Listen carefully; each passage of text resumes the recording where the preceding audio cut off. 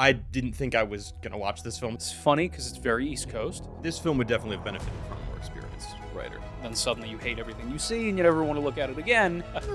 Going to the movies is a little bit of a gamble. Newsflash, these aren't comic books. And then we get vampires, and I'm like, all right, I wasn't seeing that coming. It felt very interestingly old James Gunn. You have an obligation to change it.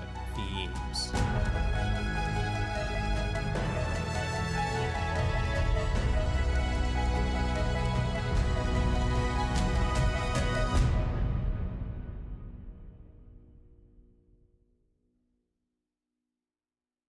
So, what did you think of Guardians of the Galaxy 6? I was really surprised when Quill killed all those kids. I should have seen it coming. You know, the one thing they love more than a hero is to see a hero fall, or die trying. I mean, it's just... I wasn't expecting him to say, it's galaxy guarding time, and then light all of them up, just smooth off. Would you say that the Drax full frontal was gratuitous, or do you think it added something to the story? I'm laughing because of the amount of joy it brought me when it happened. Because I somehow managed to avoid that spoiler. But did. I did, and it really surprised me, and I didn't realize how much I would like it. I should stay off film Twitter, because I feel like I would have appreciated it a little more if I didn't know it was coming. Yeah. Yeah. That being said, Kurt Russell coming back as a zombified version of a god. Again, not expected. Thought it was a little overused. Yeah. Yeah. Yeah, I think we you know, if you're not Uncle Ben, you're not really dead. Yeah, that's a good point. Yeah. That being said, what did you think of Supergirl? It was a fun time. My expectations were very low, given just that most superhero movies aren't very good anymore. So part of that is I generally stay off of Twitter. I've tried to remain oblivious to the criticism. Yeah. I had unintentionally heard a couple of them. For example, the one Needle Drop everybody was complaining about, which we will talk about, and people just generally not finding the villain very affecting. Didn't have a good personality. That one I do agree with. He was a pretty generic villain. So we'll get into that as well. So what are some of the other criticisms? That's kind of the main thing. People don't care for the changes to Kara's personality. She's a little different in this universe. I mean, she was dramatically different in 2021, or was that 23? For the Flash? Yeah. Yeah. So she's pretty sweet then. Yeah. You've pretty much hit most of them on the head. A lot of the criticisms too were of just things like the flying scenes not looking great, and just more the visual and aesthetic elements. I think that it looked a lot better than Superman. I'll just say that. I think the contrast, I think that the color palette, I think all looked a lot more textured than a lot of the washed outness of Superman. I think it was fitting for the stories. I think Superman was really bright because he was supposed to be a bright character, and it was also a visual delineation from the previous decade and a half of the character. So I can understand why everything's going to be a little bit more high-key, a little less contrasty, because the whole idea is that he brings light with him wherever he goes. Yeah. And then the scenes with Lex and things like that, it's a bit darker. I do agree it's fun to have a more contrasty look. The most different thing for me about the two visually is something that only I will care about. And I just happen to really like the 235/239:1 aspect ratio. Didn't love the large format of Superman. Mm-hmm. Loved the movie. I just happen to prefer those widescreen style films. That's just me. That's just there's something about the framing, the blocking, the composition that you can do with that horizontal frame that I find a lot more interesting and appealing than a more squared off frame. So that I really appreciated. Definitely like the colors. I like the consistency in the suits between Superman's suit and Supergirl's suit. I thought that was great. I really liked the familial element there. Speaking of suits, I think Clark's looked great. I remember thinking when we watched Superman that it looked I didn't love it in Superman. I thought it looked a little rubbery. I didn't think it. Part of that had to do with the contrast and lighting too, of the, how does that play off of the texture of the material. But I thought it looked really, really good. I assume it's literally the same suit. I assume they didn't change. I think they're doing a slightly different one because from whatever pictures I've seen from the set of Man of Tomorrow, it seems like they're going a slightly darker blue this time I around. think that's a good choice. Yeah, I like the bright blue, but I'm assuming it's thematic reasons aside from the fact that they need different toys this time around. Yeah, I don't know. Yeah, it doesn't necessarily need to be like a dark blue for me. I just like that it's a little bit more like vivid blue. Mm-hmm. And I think in the first film it was just a little too pale and like That's fair. turquoise a little bit. Well, so just because the villain got brought up, so what were your thoughts on it? You're saying that the criticisms that people had about the main villain of this film were valid. Just to keeping everybody in the loop, we just saw the movie. I didn't think I was gonna watch this film, so I didn't really read up a lot about it in advance. I don't think he was a particularly interesting character. He seemed like kind of a stock, evil space guy. There were definitely areas of borrowing from Fury Road. That I saw the whole thing of them having these, female slaves that they are transporting, and some of the art direction felt kind of Mad Max-ish. But the thing about that film is that Immortan Joe is super memorable. Like he's a character that like sticks out and feels like somebody that we haven't really like seen before. I didn't get the sense with Krem. The studs on the face were cool, but that's just more of a visual thing than anything. I think for me, as I was watching the movie, I was thinking about the criticism that people had for the villain, and the thing that stuck out to me the most was he works. Like he is a guy who traffics young women. I really don't need to, nor do I really want to learn that much more about him. Your tragic backstory that led you to maniacally enslaving young girls probably isn't going to make me very sympathetic to you. That wouldn't have been necessarily the right move. And the same thing goes for the fact that, spoiler for a hot second here, so if you haven't seen the movie or you plan to see it, skip the next. He'll let you know in the edit.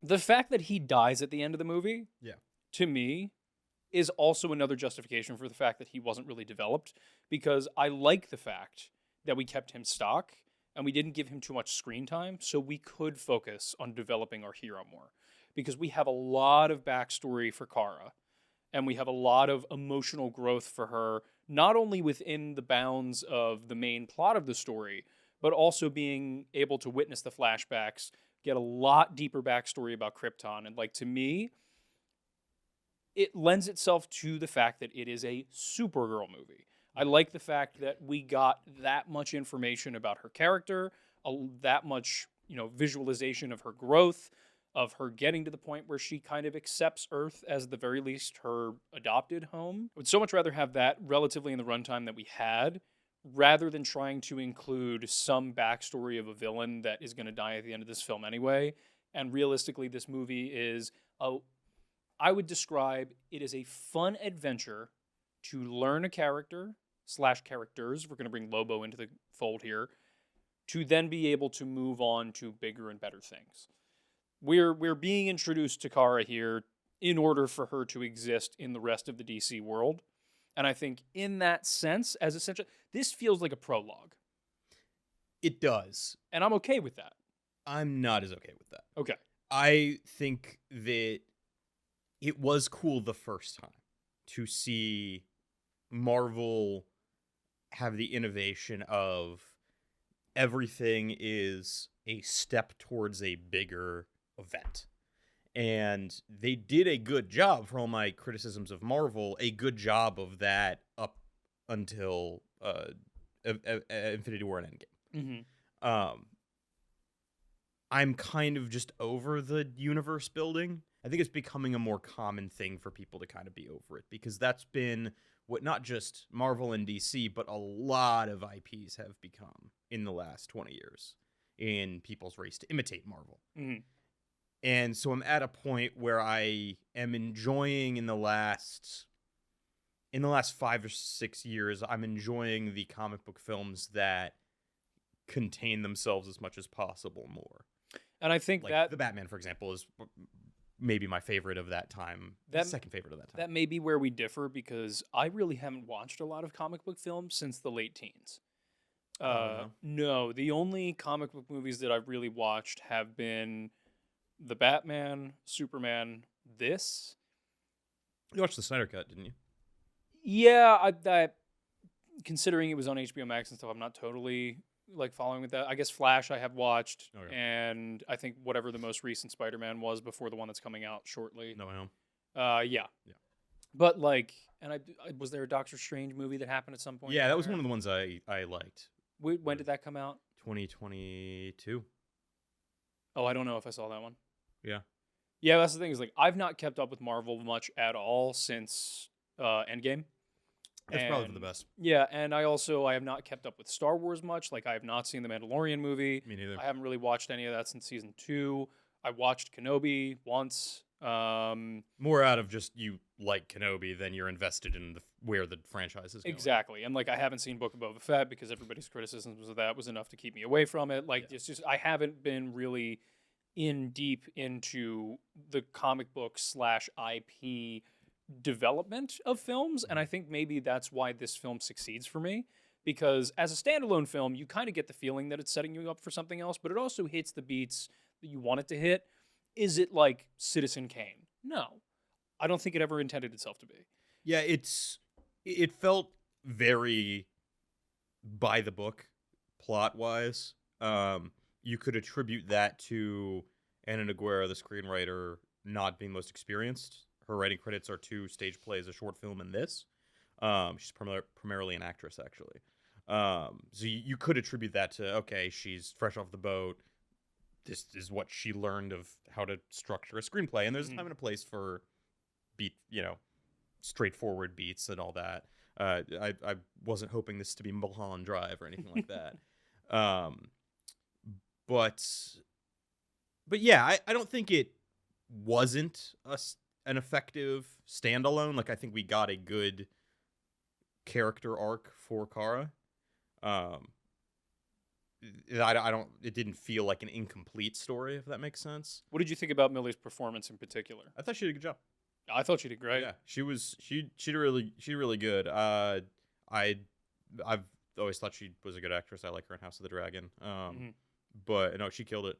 Yeah, agreed. And I, again, coming from someone who I maybe have watched 3 episodes of the Supergirl show from the CW, and like, I saw Supergirl in the Flash, and like I'm familiar with the concept of the character from Smallville, from comics and animated stuff, things like that. I think the way they took her character in this makes more sense than most iterations. Yeah, I think where Supergirl has failed to capture my interest is that some writers fall into the trap of making her just younger female Superman.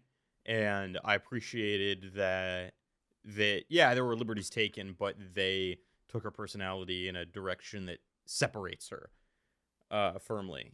And well, also, and justifiably so, because in previous iterations, like, she longs for her people, but in this one, it's like, no, she grew up until her, like, roughly, teenage, early 20s years or whatever, is on at least a version of Krypton, and then she had to live and not only watch all of her family die in real time, then also be sent off knowing that she would be the last one other than the cousin that she's been made aware of. So it's like, yeah, she's going to have a lot of emotional, like, weight and trauma that she's still working through, because it's very clear this was recent. Right, and the interesting thing about that is that they did change her backstory, because originally Supergirl is older than Clark. And she, I believe the Phantom Zone is in some sort of stasis from the destruction of Krypton until she eventually makes it to Earth. And so much time has happened, and now her baby cousin, who's an infant, is now much older than her, and so she remembers Krypton as it was. In this film, they've changed it to she, spoiler,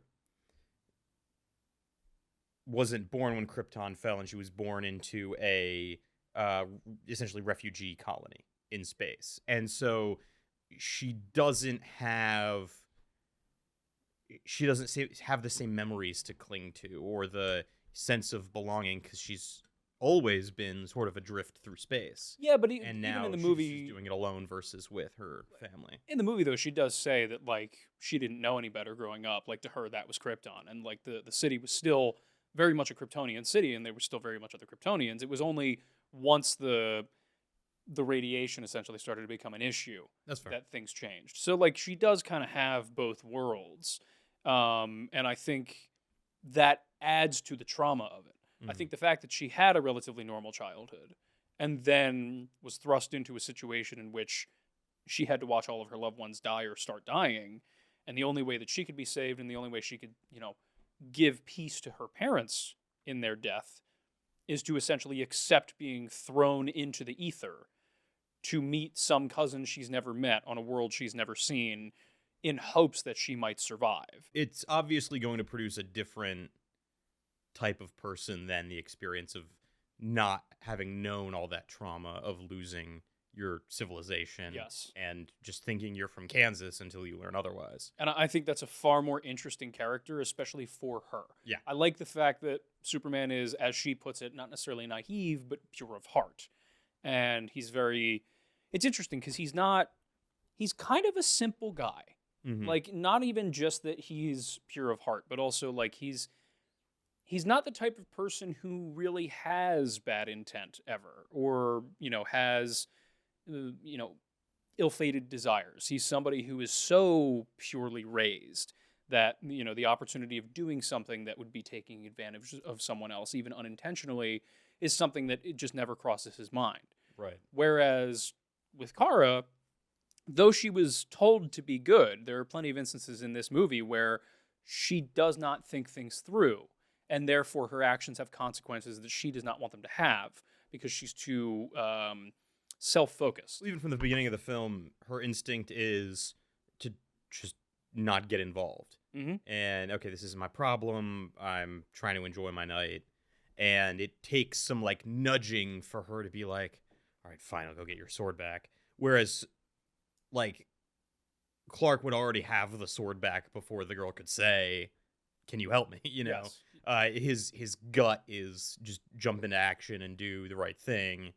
Which I think makes Kara more relatable and is also, it fits in line with the normal hero's journey style story more so. But I think part of that is that it creates a good dynamic for the two of them. Where even though by the end of this movie she has kind of accepted the role of adult, because generally those stories are about a journey through adolescence into adulthood, and the final recognition is accepting the responsibility of your actions and recognizing that even if you're intending to do good, sometimes those actions have negative consequences, and at the end of the day you just have to accept that. And it's figuring out how to navigate not only to avoid as much negative outcomes as possible, but also when they do happen inevitably, you are able to accept it, forgive yourself, and move forward, and hopefully those around you will do the same. But I think that'll be an interesting dynamic moving forward between the two of them, because Clark hasn't quite learned that lesson yet. Clark hasn't really had to do anything that would overtly hurt others other than the relationship story between him and Lois in the first movie, where they're really just kind of trying to figure out whether or not their relationship's going to work. Neither of them really hurt one another. They had an argument, but there was no betrayal of any kind. There was no deprioritization of either of the two of them, because they also kind of have a rigid understanding of the fact that he, as Superman, has greater responsibilities to humanity, and Lois accepts that willingly, and they kind of make that work. But even still, the closest to a consequence that Superman has come to is the innocent civilian being killed inside of the Pocket Universe when when Lex is trying to interrogate him. Yep. And that's a pretty horrible scenario. And also you could argue the situation with the message from his parents. But at the end of the day, neither of those are his actions. He was going about doing everything he could to be the best person he could be, and external situation that he was not a part of whatsoever from his parents' message comes in. And Lex, being a dramatically separated externality, comes in as a foil to him to represent the, great human insecurity about the fact that Superman is better than he is. So he has to find a way to A, tear him down, and B, hurt him. But the civilian, I can't remember his name, it was not Superman's fault that he died. Yeah. He died just by existence. If it was anyone else, it wasn't an inherent choice he made. The choice he made was doing good, and by doing good, someone bad came in and did bad things. And I'll be curious if in Man of Tomorrow, or if at any point in the storyline of the two of them now, though Supergirl in this iteration is younger, she will have to take the stance of higher maturity because she's gone through it. She now understands the reality and the responsibility of taking actions that are going to hurt others and recognizing how you have to adjust your behavior in order to make that work, because Superman just hasn't done that. Which is interesting because typically the character that complicates the morals of Superman's worldview is Batman. And Batman kind of is the one who nudges him into realizing that there are gray areas. And there's no sign of Batman being introduced to this story, and it does feel like Supergirl might be the catalyst for that. And I think that'll be interesting, because I have a feeling if it doesn't happen, it would be fun to see it at some point, where Superman does something inherently gray or near bad. He does something that is inherently selfish, that does hurt other people, even if it's just emotionally, because for whatever reason, he thinks it's the right thing to do, maybe, or just something causes him to do something out of character, to do something that people wouldn't normally expect from him, but is human. It is something that, none of us are perfect. We're all going to make mistakes. And I think it would be really interesting for, in that scenario, when he makes that misstep, what helps him learn how to be a better person, and by being a better person, part of that is forgiving yourself, is having that relationship with Kara. Yeah.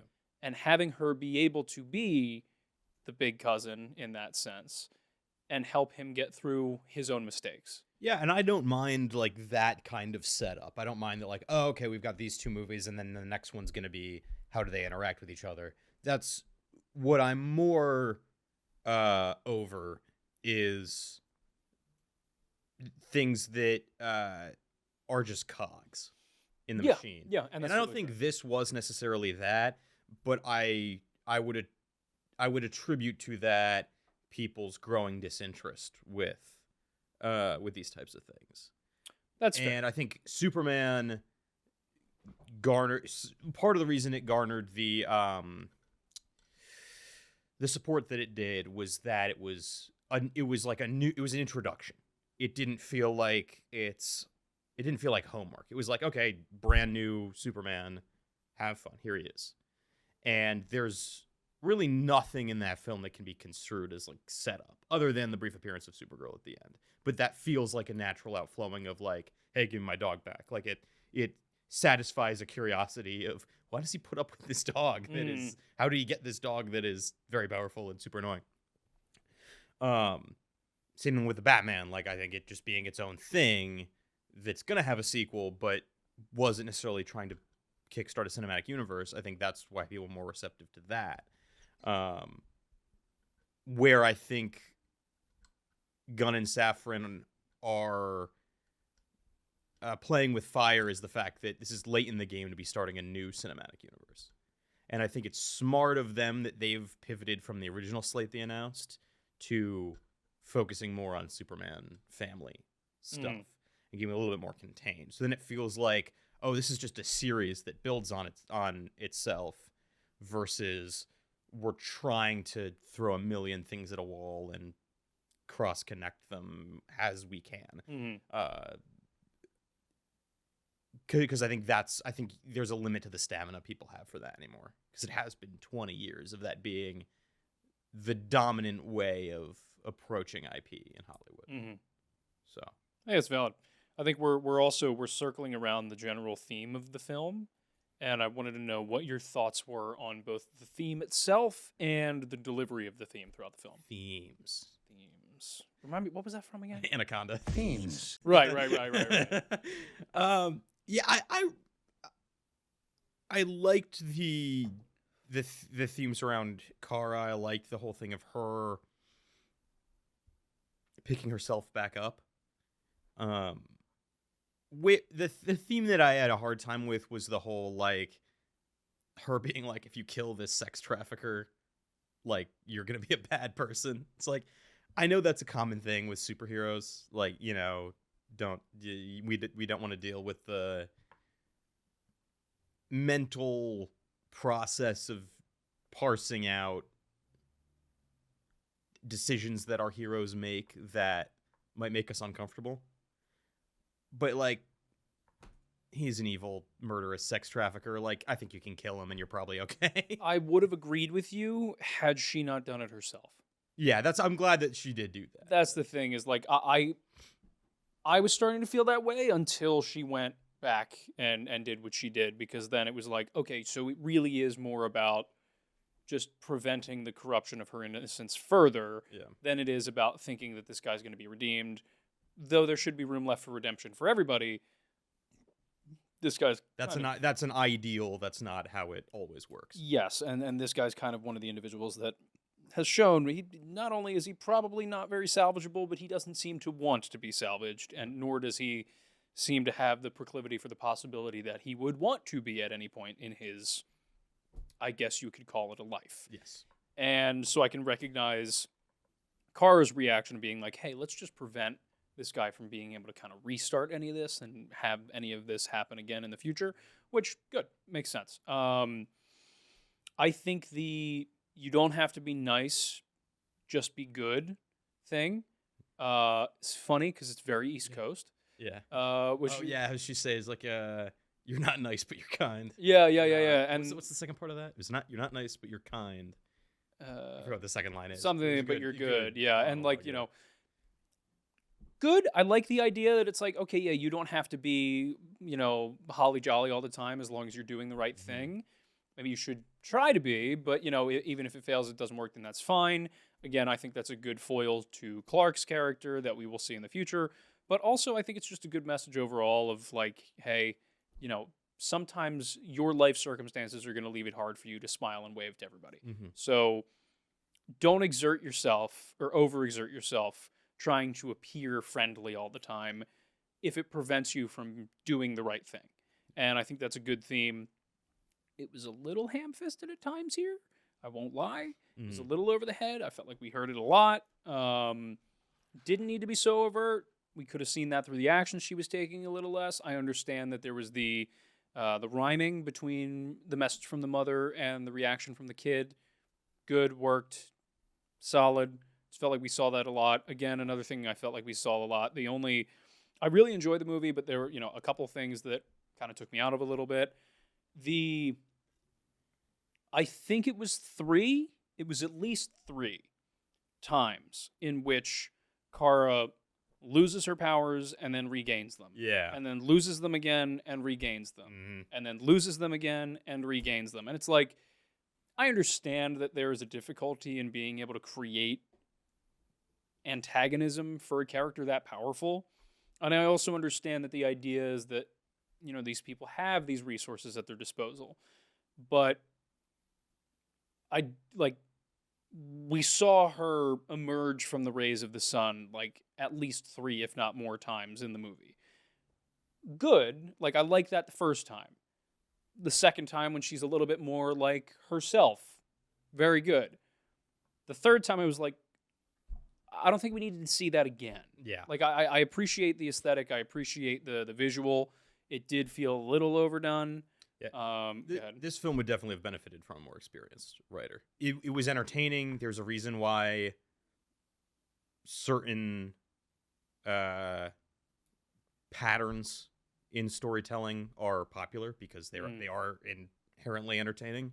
So they accomplished what they set out to do in some ways, but I do think somebody with a little bit more dexterity with storytelling would have been helpful here. And it's not to say that Ana Nogueira cannot be that, as she comes into her own and she's writing 2 more films for DC. She's, I'm sure, going to get offered other jobs in the future. There's not to say that she doesn't have talent that can be built upon, but I think that second film in the cinematic universe would have been a good idea to get somebody who doesn't fall into some of the traps that writers fall into when they're first starting out. Possibly, yeah. Considering I don't know to what level her story was hers or how much it was changed, and like realistically, it wasn't that bad. I mean, like I overall positively very much enjoyed the movie, but yeah, there were definitely some things that were more overt than they necessarily needed to be. But there are audiences for which that is useful, so I won't negate the reality of that. But yeah. What are your thoughts on some of the other characters other than Millie? You know, none. The only character that really stuck out to me. Well, there were 2 characters that stuck out to me. One of them was Zor-El, played by David Krumholtz, an actor I really like. Bernard. Yeah, Bernard, Oppenheimer's buddy from Oppenheimer. I really liked. He's really got a sneaky career. Yeah, like he's been around. Yeah, he shows up in a lot of stuff, and you're like, "What are you doing here?" And he was good in this. I didn't recognize him at first because he had the beard.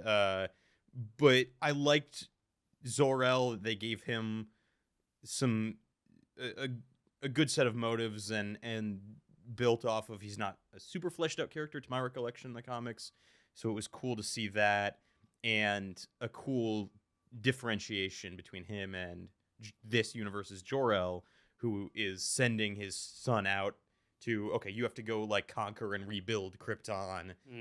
You know, you have this civilizational mission that you have to accomplish. And Zor-El's ethos is, I'm sending you out because you are me and your mother continued. And I thought, for his very brief screen time, I thought he made the most of it and really conveyed that in a way that I think was good. The second one, of course, gotta mention Lobo. Momoa was clearly just there to have a good time. He went super, super out there with it, chose a lot of scenery, and I think his character could have been a little, like, I think Gillespie could have like reined him in 15%, and I think that would have been good. Because he veers, I felt, outside of just Lobo is always larger than life to, I think Jason Momoa is just being goofy because he wanted to show up on set and be goofy, which is fun because he loves this character, and I'm glad he got to have a great time. See, honestly, I'm in the opposite boat. I think he probably could have gone a little further if he wanted. 100%. I think every iteration I've seen of Lobo, like, that felt almost tame to me. So I loved it. Like, I was like, that's... Lobo and Momoa as Lobo were one of my favorite parts of the movie. I think like because Lobo is such a like larger than life character to the point where like I can't remember if he's ever done fourth wall breaks. I'm sure there have been a couple times, but sure, like I was borderline expecting him to like put his cigar out on somebody's forehead or like flick it on somebody and start an explosion, or I mean, he did some really fun stuff with the motorcycle thing, whatever it is. But for me, I had no problem with it because I was like, if you're going to do Lobo, this is the way you do Lobo. He was in the movie exactly the right amount. Agreed. I had read somebody say that, like, he's kind of a glorified cameo, that why was he even in this? And he's in like 5 or 6 scenes. Pleasantly surprised to find that, like, he's this guy they keep coming back to, and he never, like, takes a huge role overtly in the plot. Like, that's one direction that they could have gone, is that he's, like, part of the team. Yeah, in a sense that, but I think there's an interesting version of that. But I think it was right for this movie that he is just sort of incidental and he's there to do his own thing and then leave. Yeah, no, they used him the best way they could have, especially for what his character is. I think Lobo was great. Yeah. Apparently I was reading up just now on the comic book this is based on, which I have not read. I ran out of time for prep for this, but the original pitch from Tom King to DC was more focused on the Kara Lobo dynamic and was sort of this Maddie and Rooster Cogburn analog from True Grit, which would have been, which is a fun premise. The movie kind of switches it where Ruthie is the Maddie and Kara is Rooster Cogburn, which is a liberty kind of taken with the character. She's not generally interpreted like a Rooster Cogburn, but I think it was cool. I think it was cool to have Supergirl, who's usually the kid in the room, be the person who has seen more than their years and has embittered even just in 23 years of life of shit that she's gone through. No, I fully agree. Yeah, it's also good at creating a little bit more of a three-dimensional character for her, yes, as opposed to how she has at times been a little two-dimensional. And yeah, I think that adds to the maturity level for her, and I agree. Yeah. Speaking of Jeff Bridges, one of my biggest issues with the film is the flying shots, which look a lot like the Big Lebowski's flying scene. Fair. I think that for all my, it's weird because I think that the flying scenes in Superman were staged very well and shot poorly. I think the Supergirl flying scenes were shot well, but they weren't staged super well. You could tell, you couldn't see the wires, but you could see the pull on the wardrobe from the wires, or you could tell by the lighting. The lighting broke the immersion because you could tell she was lit differently than the backdrop she's flying in front of. See, I got to say, none of that stuck out to me. So maybe I just wasn't paying as close of attention as you were. But for me, everything was sold. Well, it stuck out to me because up to the first big flying sequence in space with the bus, I was like, wow, this looks like, I like how this looks a lot more than Superman. It feels textured. It feels dimensional. There are blacks. There are, and then she flew through the wreckage, and I was jarred by how fake it looked compared to the scene immediately prior. So that, I think I was just so caught up in like, wow, this looks great, and then that's possible, yeah. In general, I think there was a missed opportunity for more practical shooting. I think some of the fight scenes in particular didn't really interact with their environment as much as they could have because they were all shot in front of green screens. Really? I thought they interacted with the environment quite a bit. A lot of the big fights, you can tell they're all in it's like there's a backdrop of there's buildings around them or there's stuff around them, and they're all fighting in an area that is mostly devoid of obstacles.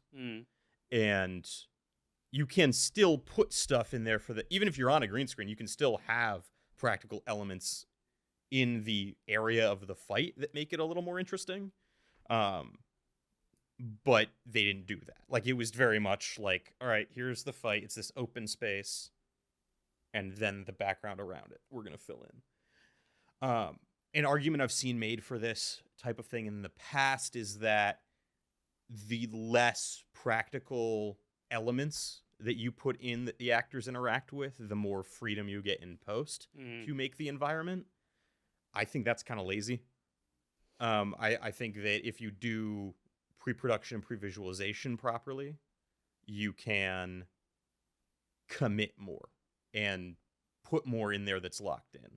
I think that's the better way to go than like this stuff. Like if you look at BTS of Thor Ragnarok, like he's not even using real swords. He's using green sticks that are the same length as a sword because they don't want to commit to what the swords look like in pre-production. I'm like, okay, dude, I'm all for like, maybe if you are in the edit and you have an idea that you didn't have before and want to, like, that's cool. Commit to a sword prop. There's no reason to put that decision off for the edit. I don't think it's a good way to do things.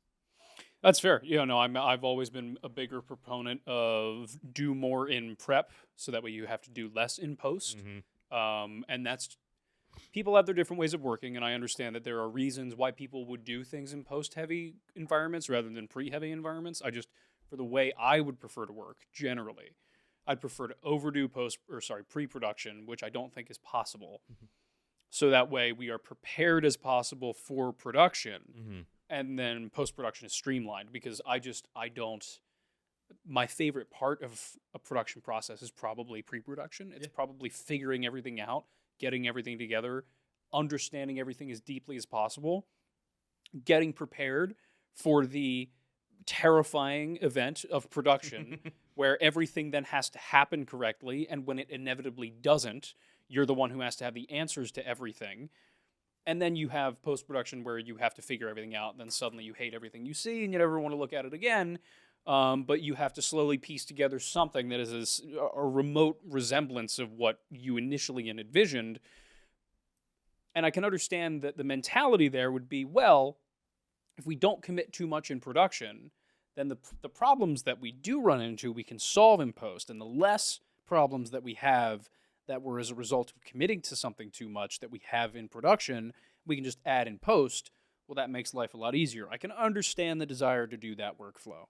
Just for me, I like streamlined productions, and I like simplifying productions as much as possible while maintaining the same level of quality. And then post-production, like, I really don't like doing anything beyond color correction. I don't want to have to deal with that. Like, I so value and appreciate the things that, like, VFX people and sound designers and everybody that is involved in the post-production process do, especially like score and music and things like that. That's important. Those are things that need to be done, and they need to be done well. When I get to post-production stages, I hope for a scenario in which a lot of the questions that they might have were already figured out in pre, and a lot of what needs to be done was informed by production. Whereas instead of things happening during production, getting a bunch of puzzle pieces, discovering that we have half the puzzle and then filling in the gaps later, my thought process would be, right, well, we've got all the puzzle pieces. We drew the puzzle ahead of time and we stamped it out. And then we assembled them during production. And now, the individual pieces we assembled, and now we just have to put them all together in their proper spots for the picture to emerge. Yeah. That's the way I look at it. Yeah, I've never seen a movie that was executed that way that I thought they could have benefited from more trying to find the movie in post. Mm-hmm. I understand that from the corporate perspective, you want to be able to screen it for focus groups. And when you get focus group feedback, you want to be able to make those changes as effectively as possible. It's a generally tried and true method for making something that's going to appease the masses.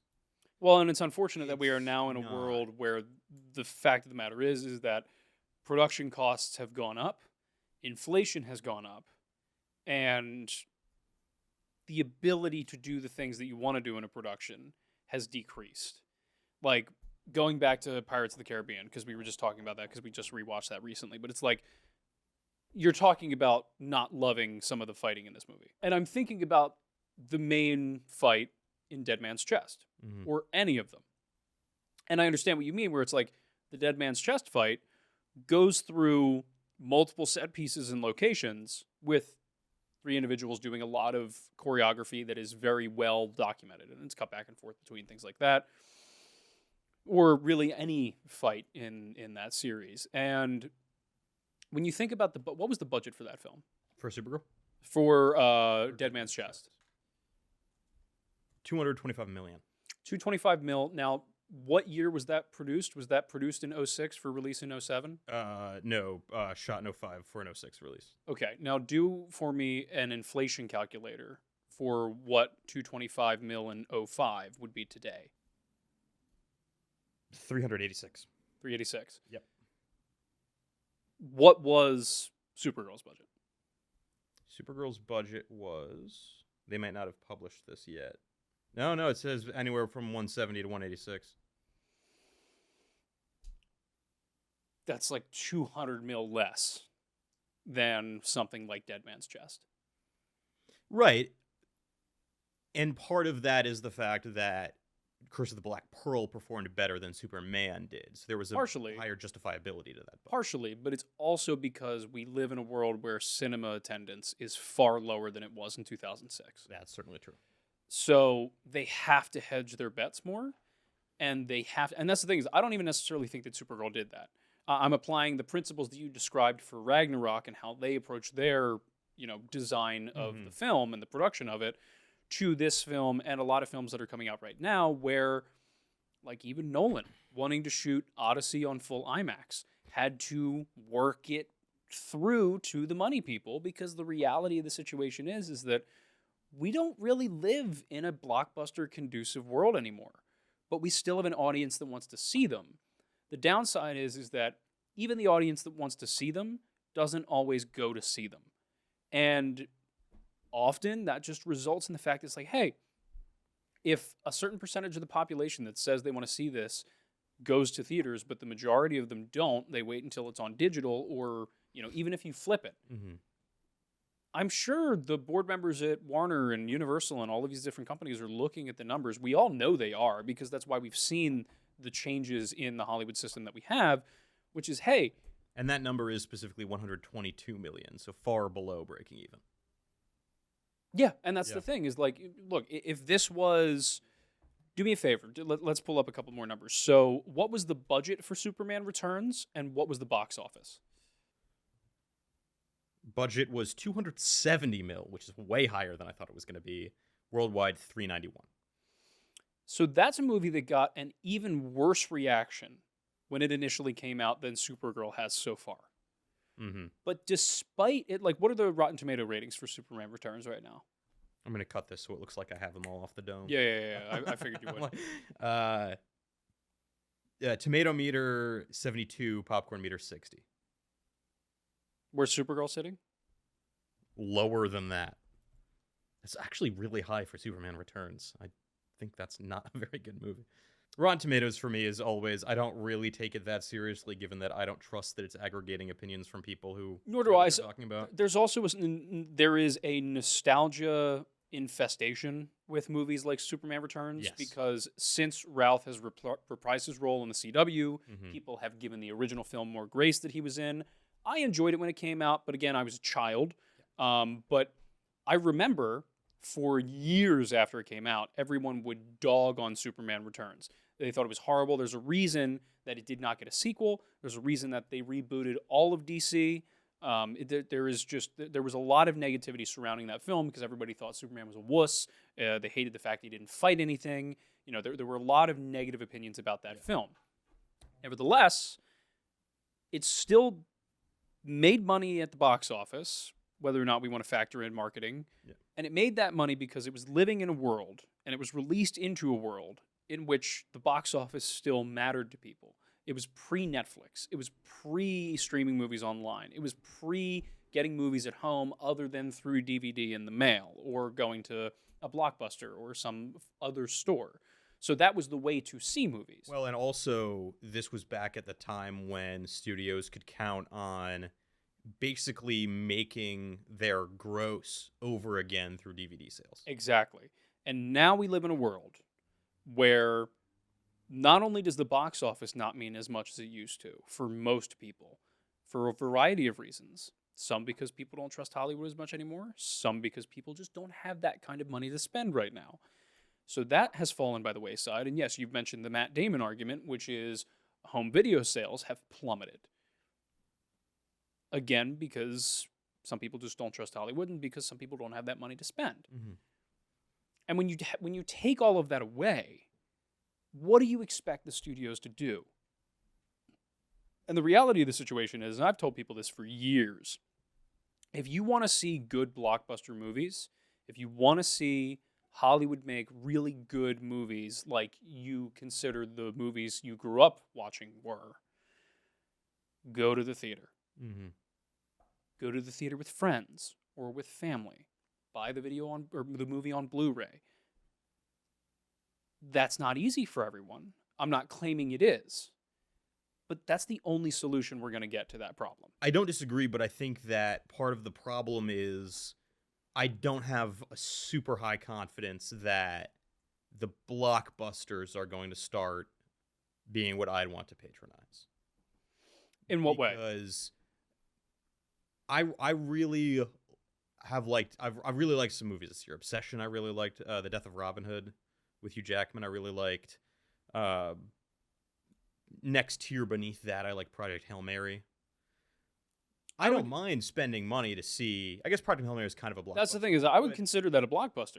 That's fair. I would say that of my two favorite films of the year, though, those two, and I guess now the Odyssey we just saw, but of I find that there are a lot of like mid-range budget movies, like The Death of Robin Hood, which are up my alley, and I'm like, oh, this was really effective. It was a really good film. One of my favorite films last year was Eddington, Ari Aster's. I'll go see those at the theater all day long. And I'd ideally like to, when it comes to blockbusters, go support the ones that I think are the right direction. Well, then let me support the ones that are the wrong direction. Let me rephrase. Okay. Let me rephrase. For the movies you want to see made more, go see them with a group of friends. Yeah. For the movies you want to see made more, buy it on Blu-ray. Yeah.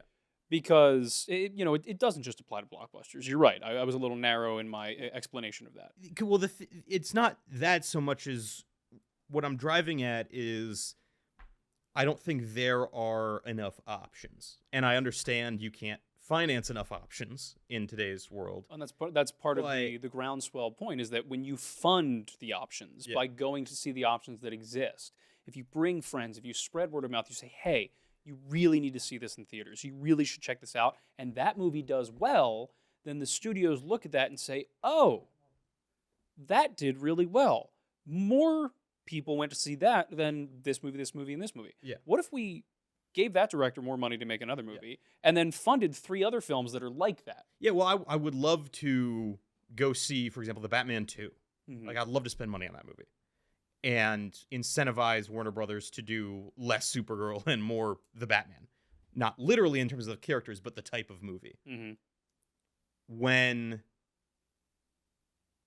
the studio keeps punting Batman off and saying, no, we're doing more gun-adjacent stuff, there's not really an option that I can pick that say, oh, I want you to make more of this. Because most of the comic book movies that have come out in the last 2 years have been stuff I don't want them to make more of. So it's kind of this, like, I understand that there is a huge audience of people that have different tastes than me. Mm-hmm. That Gunn and Safran feel was underserved for a while. Mm-hmm. And so from their point of view, they're like, this is great. I love going to support Superman and Supergirl because this is what I want more of.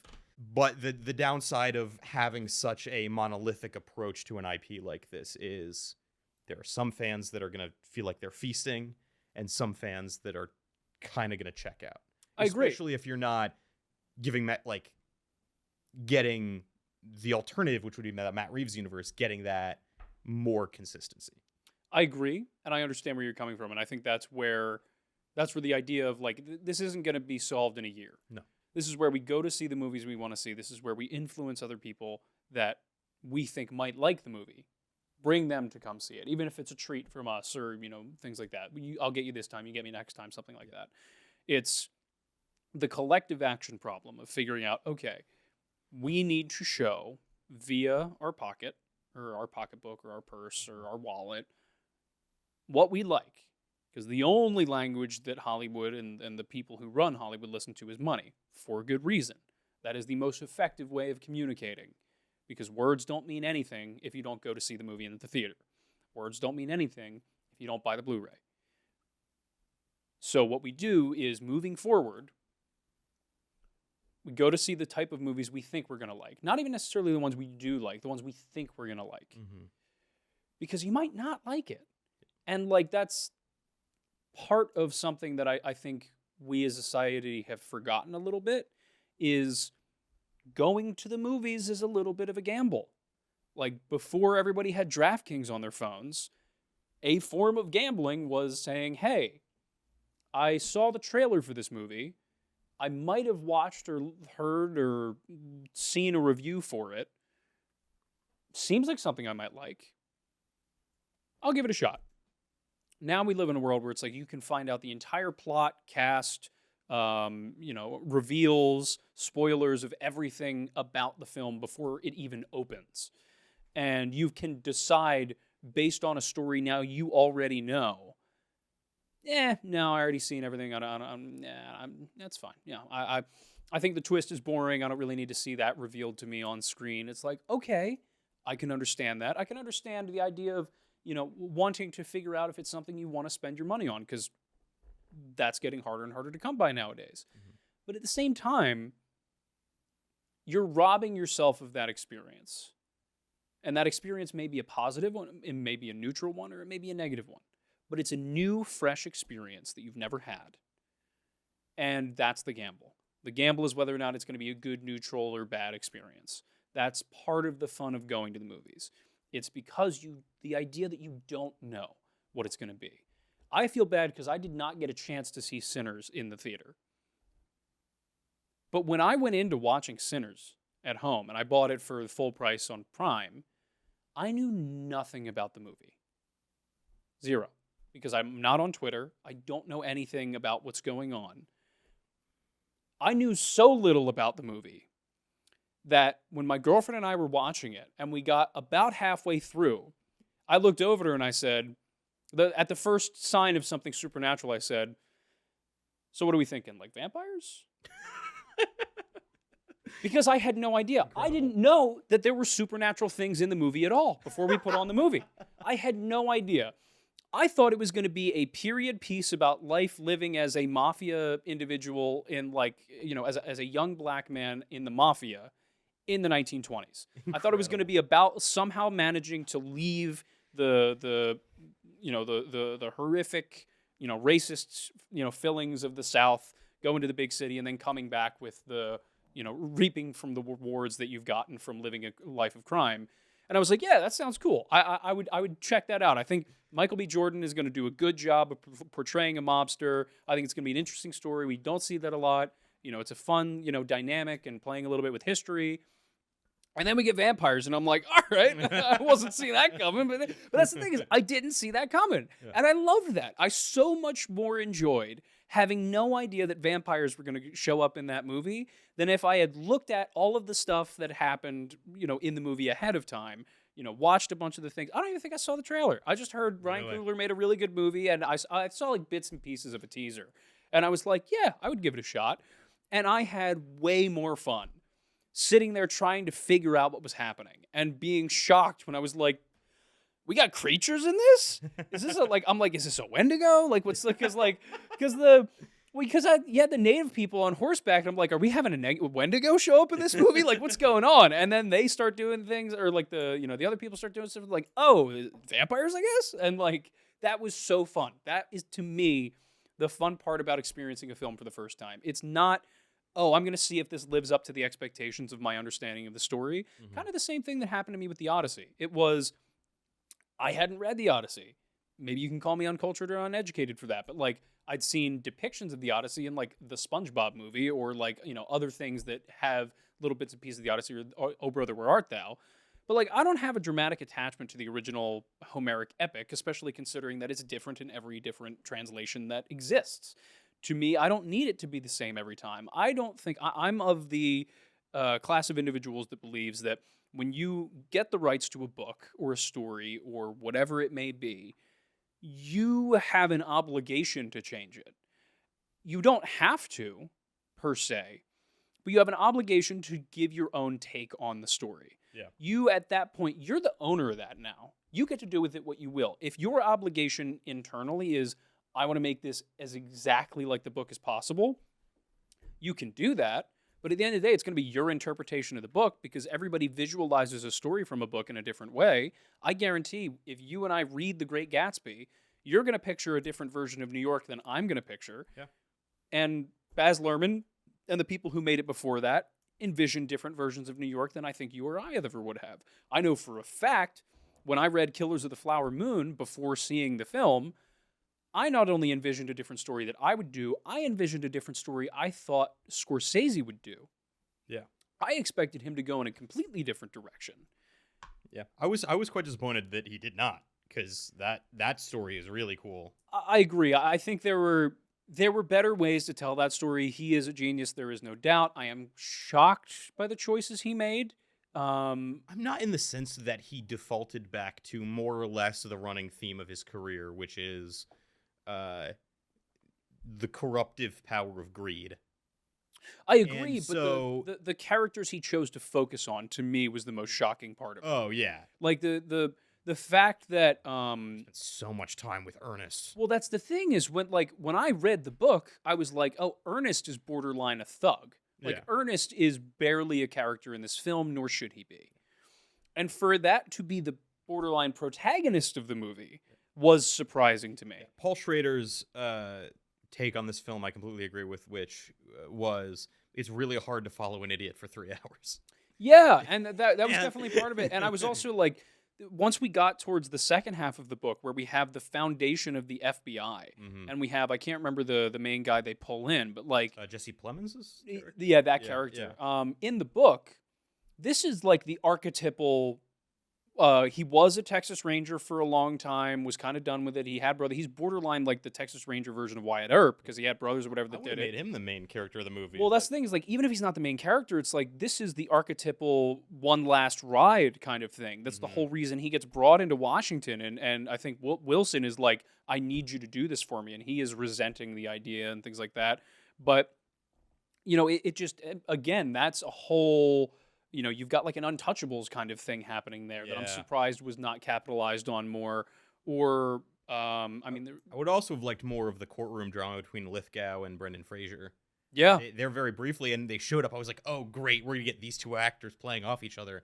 And then we're out of that very quickly. yeah. And I was like, no, dude, like, I wish this was the whole last hour. Like, this is great. Well, and so that's the thing is like, as much as I am surprised by and would not have expected him to make those choices, and I arguably might have made different choices if I was tasked with making that film, I'm glad he got the opportunity to tell his version. Yeah, and there are really good versions of that. Kubrick was a huge proponent of this, where he would he'd have his assistant bring him stacks and stacks of books, and he'd sit in his office plowing through them.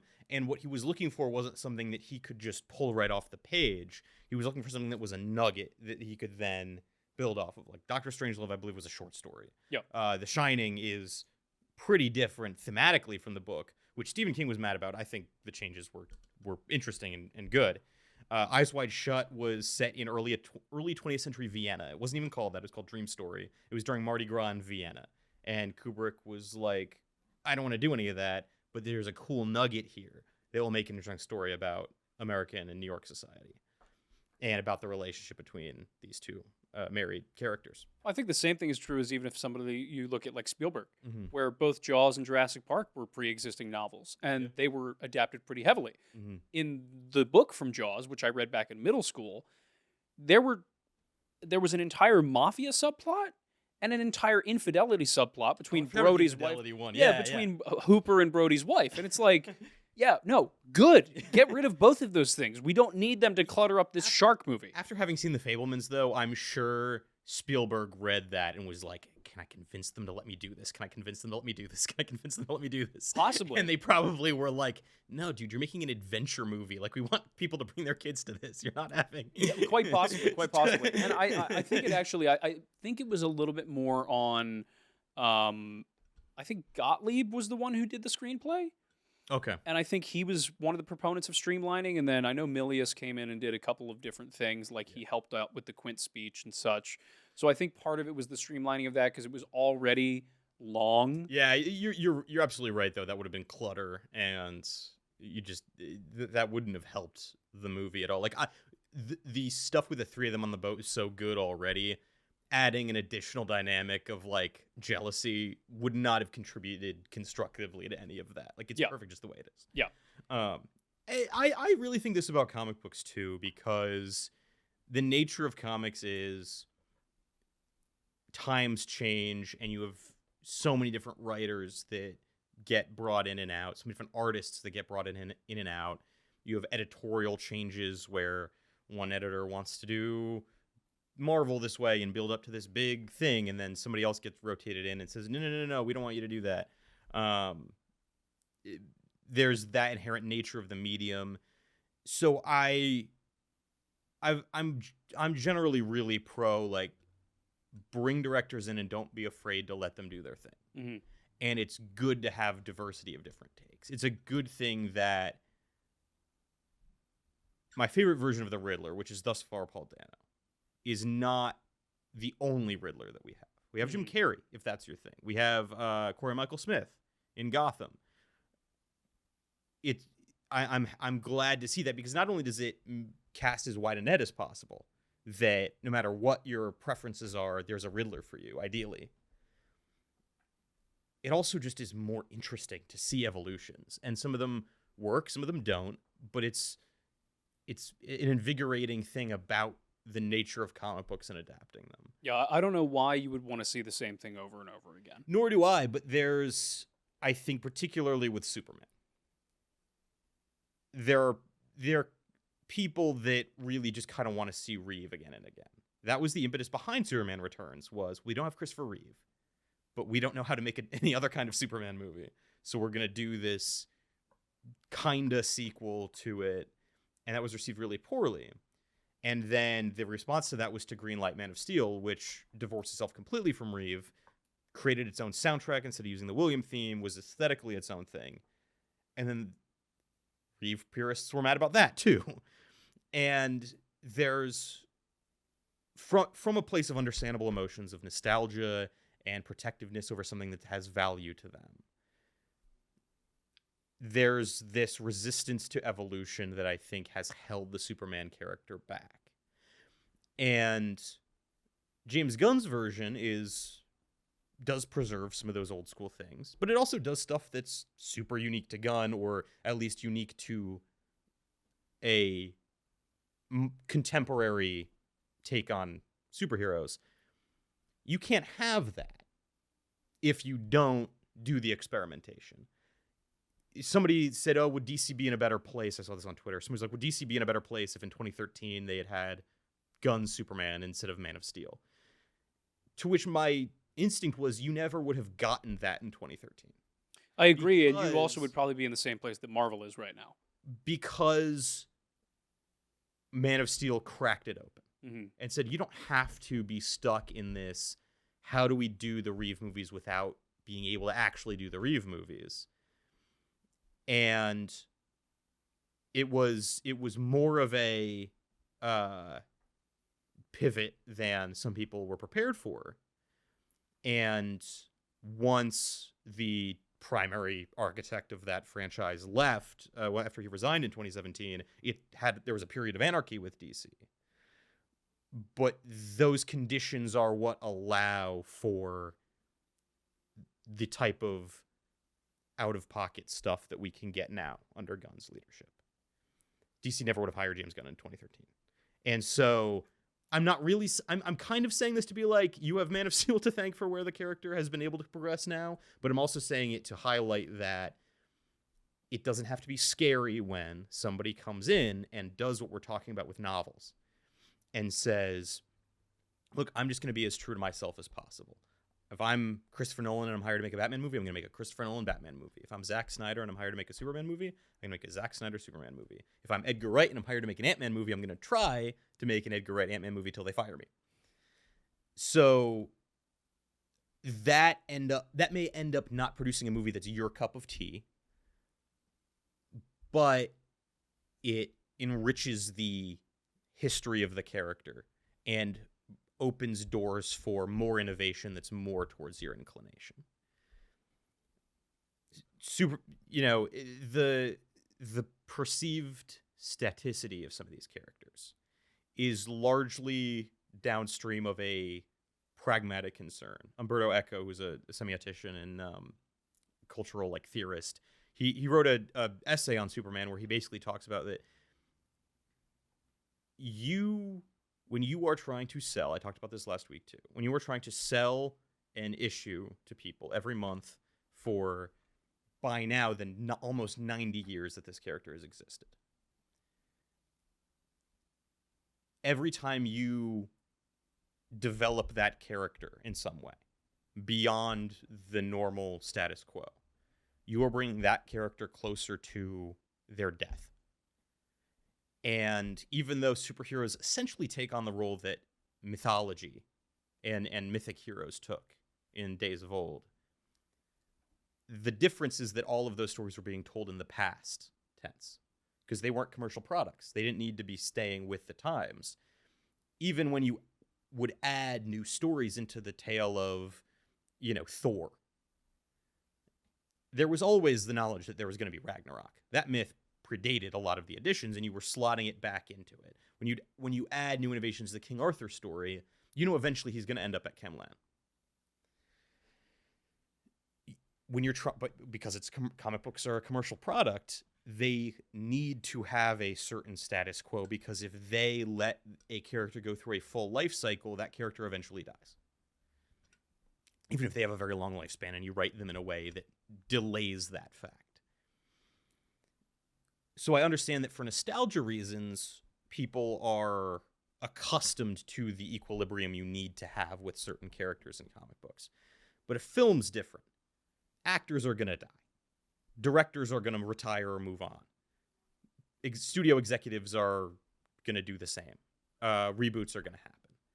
There's no need to keep a movie character, even if they're from a comic book, at equilibrium for the entire history of film adaptations of this character. It's okay that for the time Christopher Reeve was able to play the role, he did one thing. For the time Henry Cavill was able to play the role, he did one thing. For the time Tyler Hoechlin played the role, he did one thing. And Cornsweet's going to do the same thing. And then eventually there will be a Superman after him that could be continuity with Cornsweet. It could be more like Reeve. It could be something that we've never even seen before. And how would you bring that back to Supergirl? It does rock the boat to portray her in the almost screw-up kind of way that they did.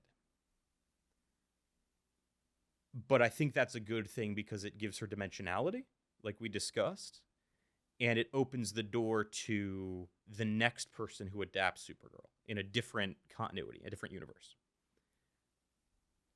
realizing that they have the freedom to experiment. And they're not going to make the same experiment. They're going to want to make it their own. But I think the diversity of different interpretations enriches the character. I don't think it detracts from it. I don't think it's an attack on the character to say, we're going to have a Batman that is super jaded and cynical and has lost his moral code. I don't think that... I don't really see how I would ever take that as an affront to the character, because it opens up a door for a type of storytelling that we're going to walk through for a little bit, but then at the next set of doors, we're going to pick a different door to walk down. And I think Supergirl's the same way. We've got, Melissa Benoist, I don't know how to pronounce her name, who did one thing, and that was a very familiar kind of Supergirl. It didn't really rock the boat at all. Then we had Sasha Calle in The Flash, who didn't really get a lot to work with, but she did her own thing. Millie Alcock's going to do this thing, and there's going to be another one. And that's part of what's great about being a fan of comic book characters, is that you do get, over the decades of publication and over the decades of movies, you do get to see things get tried out. And I wish comic book fans in general were more open to that, because there's a lot of possibilities there, and really cool possibilities. In types of media in which they have so many different universes and so many different takes on the characters within the comics and within the different universes of it, you would think that the audience generally would be more open to the idea of different versions of a character for different iterations of the character. Because, newsflash, these aren't comic books. These aren't in the same way that we all understand intuitively what the difference between the main continuity that the publisher puts out and an Elseworlds. Or in Marvel, it's a what if, right? We know that Superman Red Sun isn't the canonical Superman. Nobody read that and thought, oh my god, they're making Superman a communist. A movie is definitionally an Elseworld. Even the Marvel Cinematic Universe, which is the mothership, there's not been any non-MCU stuff really since the inception of the MCU. It is by nature an Elseworld because it's not the comics. It's not the main continuity that the publisher designates this is the prime universe. you'd think that would be an easier concept for people. You would think. You really would think. But I do think that's a pretty solid spot to leave this on. Yeah. Do you have, before we wrap up, do you have any final thoughts? Sure. To put a bow on it, I made a joke out of it at the beginning. I do feel that this is something I've seen before, from Guardians of the Galaxy, from the Suicide Squad. It felt very interestingly old James Gunn. It felt pre-firing James Gunn. After that happened, his films got a lot more high key, a lot more washed out, a lot less contrast, less saturation. Superman had more saturation than the Suicide Squad and Guardians 3 did, but not as much as Supergirl does, not as much as the first two Guardians films did. And it's an interesting just thing to take note of as you're analyzing him as a director, that, oh, this significant event in his life that he probably went to a dark place there and thought his life and career might be over. I would imagine it was, losing one of the most lucrative jobs in entertainment, because your past catches up with you. That's got to be staggering.